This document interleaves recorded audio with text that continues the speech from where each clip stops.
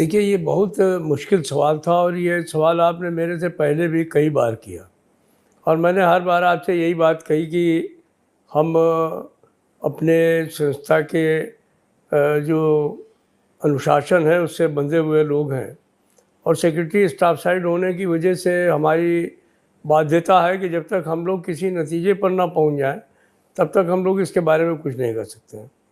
हमें खुशी है कि कल स्टाफ साइड जेसीएम के सभी साथी, जिसमें कि रेलवे के दो बड़े फेडरेशन एआरएफ एंड एफआईआर भी शामिल थे, जिसमें हमारे डिफेंस के एआईडीएफ, एनडीडब्ल्यूएफ और बीपीएमएस भी शामिल रहा, जिसमें कन्फेडरेशन के लोग शामिल रहे, इनकम टैक्स के लोग शामिल रहे, ऑडिट और अकाउंट्स के लोग शामिल रहे, हमारे जो सुपरवाइजर्स को डील करते हैं डिफेंस में सिड्रा के लोग, वो लोग भी शामिल रहे।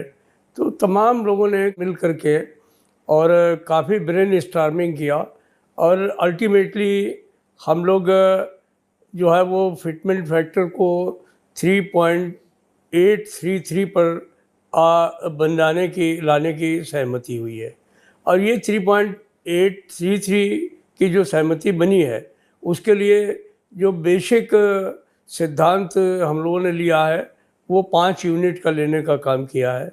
और ये जो 5 यूनिट की बात हम लोगों ने की है वो भी अपने आप नहीं की है। अभी पीछे इसी सरकार ने स्वयं एक कमेटी बनाई थी। उस कमेटी ने इस बारे में एक बात को कहने का काम किया कि इस कमेटी ने ये अपनी रिकमेंडेशन दी कि परिवार में माँ बाप को भी शामिल किया जाए।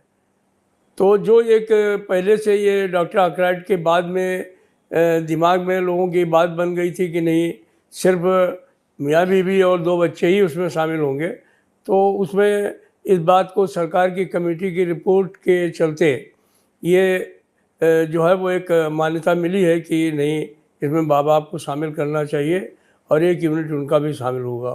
तो उसको शामिल करने के बाद में जब हमने 5 यूनिट पर इसका कैलकुलेशन किया है तो फिटमेंट फार्मूला जो है वो सर्वसम्मति से 3.833 जो है वो हुआ है।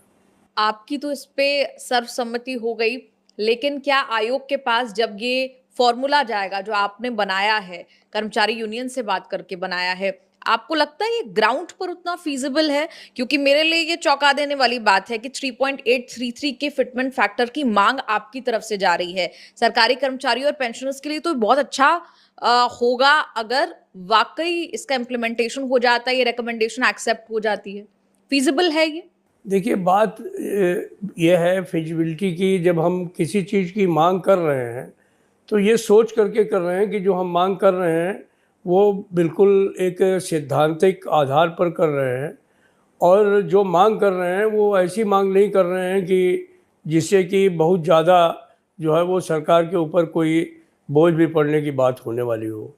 तो लेकिन अब सरकारी कर्मचारियों का 10 साल में एक बार वेतन बढ़ाना है और फिर उसमें भी कोई कंजूसी की जाए और फिर हम मांग करने में कंजूसी करें, तो ये तो जेसीएम के लिए बहुत ख़राब बात होगी।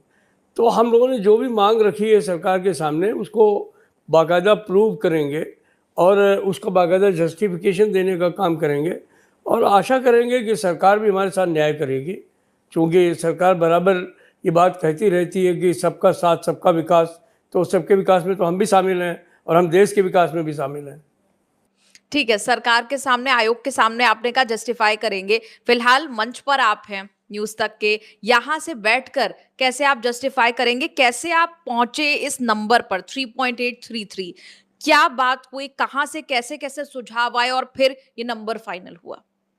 हमने आपको पहले ही बताया कि पिछली बार भी हम लोगों ने 3.26 की मांग की थी। वो डॉक्टर आर्कराइट फार्मूला जो है उसके बेस पर था। डॉक्टर आर्कराइट का एक साइंटिफिक फार्मूला है, हालांकि वो फार्मूला आज की तारीख में कई मामलों में बिल्कुल जो है वो मेल नहीं खाता है आज की नीड से। तो जब भी हम लोग इस बारे में विचार करते हैं कि हमारी तनख्वाहों का गणना या आकलन किस हिसाब से होना चाहिए, तो ठीक है, डॉक्टर आर्कराइट फार्मूला एक बेस जरूर बनाता है, लेकिन जो वर्तमान परिस्थितियों में चीज़ें बदली हैं, हमने उन सारी चीज़ों को सामने रखने का काम किया है। उदाहरण के लिए सबसे पहली शुरुआत जो है वो खाने से होती है कि आप जो है वो इतने कैलोरी भोजन आपको चाहिए जिससे कि आप और आपका परिवार जो है वो स्वस्थ बना रहे, उसको न्यूट्रिशस फूड मिले। तो इसलिए जो सारी चीज़ें हैं उनको दिमाग में रखा जाता है। लेकिन आज के दिन में वो पुराना ज़माना ख़त्म हो गया है। खाने की जो है पद्धतियाँ बदल गई हैं। जो बच्चे लोग हैं उनका भोजन का सिस्टम अलग हो गया है, बूढ़े लोगों का अलग हो गया है। और जो आज लोग खाने में जो पहले ज़माने में लोग इस्तेमाल करते थे कि हमको सिर्फ रोटी दाल चावल से काम चल जाएगा, वो नहीं चलता है, सब्जी से काम चल जाएगा। तो इन सारी परिस्थितियों को हमारे लोगों ने विचार किया है कि भाई जो आज के दिन में ज़रूरतें हैं खाने के मामले में, उनमें उनकी कीमतें क्या होंगी, उन जीन्स का क्या होगा। और इसके लिए तमाम देश भर में हम लोगों ने सर्वे किया है। तमाम खाली शहरों में ही नहीं किया, मेट्रोपॉलिटन सिटीज़ में ही नहीं किया है। हमारे बहुत सारे लोग गांव में भी हैं, छोटे टाउनशिप में भी हैं। वहाँ की मार्केट से भी हम लोगों ने जो है वो भाव लिए हैं। और उन सबको लेने के बाद में एक ये सारी चीज़ों पर की गणना की है कि हमारे खाने में हमारी क्या नीड्स होंगी। और ये जो जोमेटो और आज के ज़माने के बच्चे जो हैं वो फ़ौरन ऑर्डर करके तुरंत मंगवाने का काम करते हैं, उन सारी चीज़ों को भी सामने रख करके जो है खाने का हिसाब लगाया है। दूसरी बात यह है कि एक ज़माने में जब डॉक्टर आर्कराइड आया था तो उसने ये सोचा था कि, और ये बात लिखा पढ़ी में है कि हम थान के कपड़े का हिसाब लगाते थे कि एक परिवार में अगर 4 लोग हैं तो वो 4 लोगों पर साल भर में कितना कपड़ा खर्च होगा। और उसके लिए कहते थे एक थान कपड़ा जो है वो ले लिया जाएगा, उसी की अंडरवेयर बन जाएगी, उसी की जो है वो जो है बनियान बन जाएगी, उसी का कमीज बन जाएगा, उसी का पैजामा बन जाएगा। तो ये उस ज़माने की सोच थी। आज का ज़माना बदल गया है, हर आदमी को ब्रांडेड चीज़ चाहिए। तो हमने उन ब्रांड्स की भी जो कीमतें हैं उनको सामने रखा है और उनको रखने के बाद में इसमें उसकी गणना करने का काम किया है। फिर रहने का सवाल है। आज के दिन में लोग एक स्टैंडर्ड के साथ में रहना चाहते हैं। तो हम ये भी चाहते हैं कि हमारे जो कर्मचारी हैं वो और उनका परिवार भी एक इस तरीके से रहे ताकि उनको लगे कि हाँ, हम समाज में इज्जत के साथ में, सम्मान के साथ में रहने का काम कर रहे हैं। अगर हम उस मॉडर्न सोसाइटी में रहने का काम करेंगे तो वहाँ पर हमारी क्या ज़रूरतें हैं, हमने इसको भी जो है वो साथ में रखने का काम किया है। आज ट्रांसपोर्ट के मामले में भी चीज़ें बदल गई हैं। पहले ज़माने में लोग पैदल चले जाते थे, साइकिल से चले जाते थे। आज वो चीज़ें नहीं हैं। हर आदमी चाहता है कि हमारे पास भी एक 4 पहिया वाहन हो। तो उसके लिए क्या करना पड़ेगा, हमने उसको भी ध्यान रखने का काम किया है। आज के ज़माने में मोबाइल और मोबाइल डाटा की भी बहुत ज़रूरत है, तो उसमें भी क्या खर्चा आता है, तो हमने उन चीज़ों को भी ध्यान में रखने का काम किया है। मतलब मोटे तौर पे मैं आपको बताऊं कि जो चीज़ें एक नॉर्मल कर्मचारी को या नॉर्मल सिटीजन को आवश्यक हैं उसके जीवन में, हमने उन सारी चीज़ों को रख करके इस फार्मूलों को बनाने का प्रयास किया है। और जब हमने 5 यूनिट्स के गणना की है उसकी, तो 3.833 का जो गणना है वो बिल्कुल साइंटिफिक है और उसको हम लोग ने जो है वो भी देने का प्रयास किया है। लेकिन लोग ये भी तो कह सकते हैं ना कि ये तो सिर्फ एक सपने जैसा है, सपना सच हो जाए वैसा है। ऐसा होगा भी कि नहीं, कि मुंगेरी लाल के हसीन सपने जैसा तो नहीं है कि दिखा दिया और। देखिए ये बात बताएं निधि कि जो अगर हम सपने देखेंगे नहीं तो पूरे कैसे होंगे।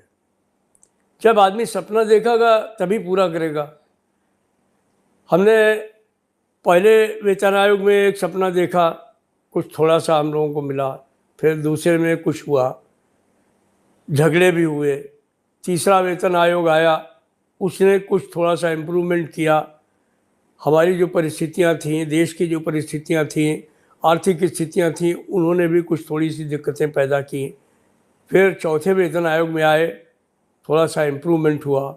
फिर 5वें वेतन आयोग में आए, एक सपना देखा, कुछ थोड़ा सा उसमें बढ़ कर के काम हुआ।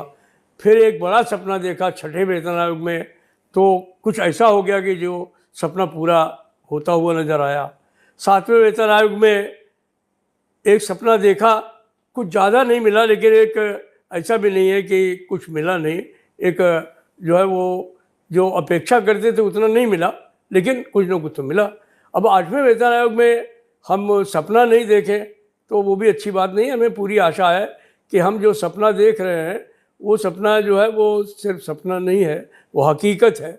और जब उस सवाल को लेकर के हम अपने वेतन आयोग के सामने जाएंगे तो वेतन आयोग हमारे हक में फैसला करेगा। हमें